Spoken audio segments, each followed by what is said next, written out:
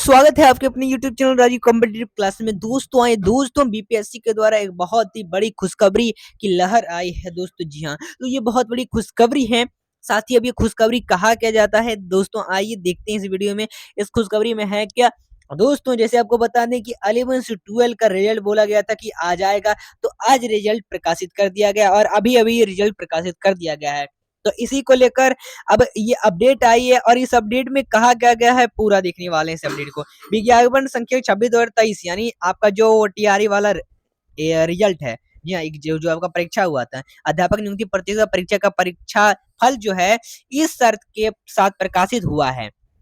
यानी रिजल्ट इस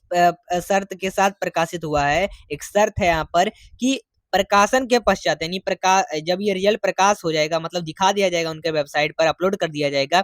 तब पश्चिमी विभाग के द्वारा जो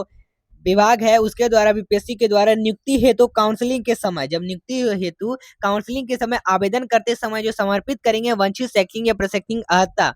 यानी प्रमाण पत्र, जब आपका ओरिजिनल डीवी होगा तब के टाइम आप जब प्रमाण पत्र की जांच करेंगे तो उसके मूल प्रति यानी ओरिजिनल डॉक्यूमेंट जो है, मूल प्रति यहाँ पर जो मूल प्रति है उसकी जांच की जाएगी और जिसमें असफल होने पर उनकी पात्रता एवं परीक्षा फल दोनों ही रद्द कर दिया जाएगा। कोई भी नहीं यहाँ पर बात कही जाएगी, सीधा रद्द कर दिया जाएगा, उनको बाहर कर दिया जाएगा। इसलिए इसलिए आवश्यक यह है कि अभ्यर्थी द्वारा ऑनलाइन फॉर्म भरते समय, जब आप ऑनलाइन फॉर्म भर रहे थे तब के टाइम में अपने कागजात दस्तावेज के अपलोड कर सत्यापन के समय समक्ष पदाधिकारी या प्रशासनिक विभाग के समक्ष उपस्थित करेंगे और अभ्यर्थी द्वारा अपलोड किए गए दस्तावेजों पर आप डाउनलोड करने में उसमें संबद्ध जो रजिस्ट्रेशन सहित वाटरमार्क अंकित रहेगा। अतः उक्त परीक्षा से संबंधित यहाँ पर शर्त रूप से सफल अभ्यर्थियों को सूचित किया जाता है कि ऑनलाइन आवेदन करते समय ऐसे कोई वंचित शैक्षणिक या प्रशैक्षणिक अर्हता संबंधी प्रमाण पत्र आयोग के पोर्टल पर अपलोड नहीं किया गया है, तो वैसे अभ्यर्थी राजपत्रित प्रमाण पत्र आयोग के पोर्टल पर अपलोड नहीं किया गया है, तो वैसे अभ्यर्थी राजपत्रित अधिकारी से दस्तावेज को सत्यापन कर पुनः शिक्षा विभाग द्वारा पटना द्वारा निर्धारित तिथि तक आयोग के पोर्टल पर अपलोड करेंगे। पुनः आयोग के पोर्टल से वंचित प्रमाण पत्रों को डाउनलोड कर जिस पर आयोग का वाटरमार्क होगा और पर जो एक वाटरमार्क मतलब क्या होता है, बीपीएससी का लोगो रहेगा और प्रशासनिक विभाग के द्वारा जो आयोजित काउंसलिंग है उसमें प्रस्तुत करेंगे और आयोग का वाटरमार्क के बिना कोई भी प्रमाण पत्र को मान नहीं माना जाएगा, यानी स्वीकार नहीं किया जाएगा, मतलब कहा जाएगा वो एक डुप्लीकेट है। साथ ही अभ्यर्थियों के स्वास्थ्य पर दिव्यांगता और आरक्षण से संबंधित प्रमाण पत्रों की जांच प्रशासनिक विभाग द्वारा कराई जाएगी और सभी दिव्यांग अभ्यर्थियों की दिव्यांगता की जांच अनिवार्य रूप से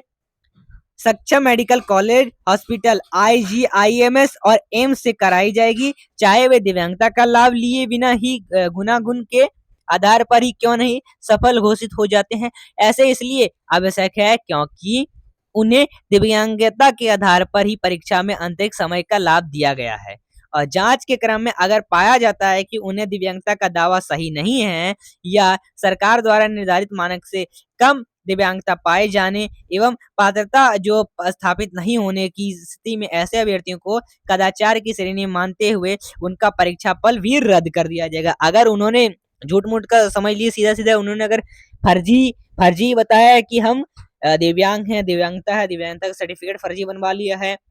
और आप इस तरह से ज्यादा नंबर ले आए हैं, तो इससे क्या कर दिया गया, उनका रद्द कर दिया जाएगा। जब आप डॉक्यूमेंट वेरिफिकेशन कराएंगे तो आपका मेडिकल भी चेक होगा जो दिव्यांगता अभ्यर्थी हैं उनका, ठीक है। और अब कहा जा रहा है कि उन्हें दोषी मानते हुए विधि सम्मत अग्रिम कार्रवाई भी की जा सकेगी और जो कार्मिक एवं प्रशासनिक सुधार विभाग के संकल्प संख्या 2374 जो दिनांक 16/7/2007 है एवं पात्रंक जो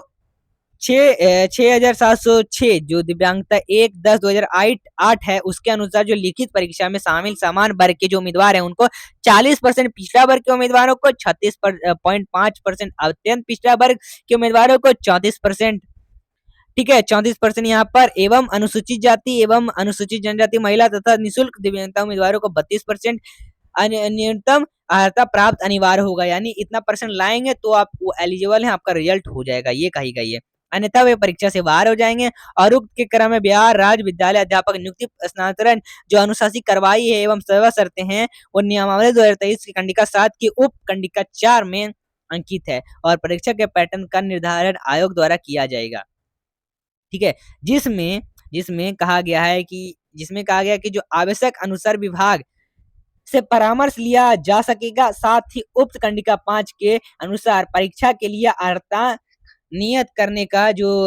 करने का विवेकाधिकार आयोग को है। इस क्रम में जो निदेशक हैं प्राथमिक शिक्षा विभाग के वो बिहार पटना के पात्रांक 12-20 दिनांक 4/8/2023 द्वारा विज्ञापन संख्या 26/2023 के आलोक में अध्यापकों की नियुक्ति से संबंधित परीक्षा में आयोग से अपेक्षित की गई है। संबंधित परीक्षा के अर्हतांक का निर्धारण इस प्रकार किया जाएगा कि यथा संभव कम से कम 75% रिक्तियां भरी जा सकेगी और अतः विज्ञापन संख्या 26/23 अध्यापक नियुक्ति प्रतियोगिता परीक्षा में निर्धारित न्यूनतम अर्हता के संशोधन के बिंदु पर दिनांक 9/8/2023 को आयोग की पूर्ण पीठ की 21वीं बैठक में सत्यापन जो विचारोत्पन्न शिक्षा विभाग द्वारा प्राप्त पत्र के आलोक में प्रकाशित विज्ञापन की खंडिका 4 चयन प्रक्रिया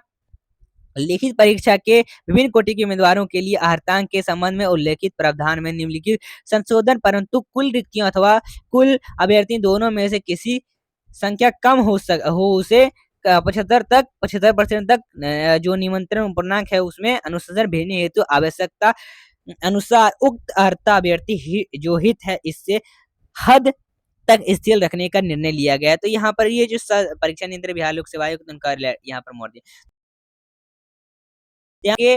टोटल परीक्षा से लेकर डॉक्यूमेंट वेरिफिकेशन तक सारा इसमें डिटेल दिया गया है, क्या क्या हुआ था और क्या क्या होगा। अगर ओरिजिनल डॉक्यूमेंट जब आपका होगा डीवी तो उसमें क्या क्या होगा। और अब तो आ ही गया आपका रिजल्ट भी आ गया 11-12 का, कल 9 से 10 का भी आ जाएगा। ठीक है, लेकिन अभी तो कट ऑफ का आया नहीं, कट ऑफ आया नहीं, कट ऑफ भी आपका मतलब आज देर रात तक आ सकती है। ठीक है, एक बात कही गई है, आ सकती है या कल भी आ सकती है कट ऑफ। ठीक है, तो चलिए दोस्तों ये थी आपकी पूरी जानकारी, कैसी लगी हमें कमेंट जरूर बताएं। फिर मिलते हैं अगले वीडियो के साथ, आगे का जो भी नोटिफिकेशन होगा उसको लेकर। चलिए सब्सक्राइब करें हमारे चैनल को ऐसे इंटरेस्टिंग वीडियो पाने के लिए। फिर मिलते हैं नेक्स्ट वीडियो के साथ।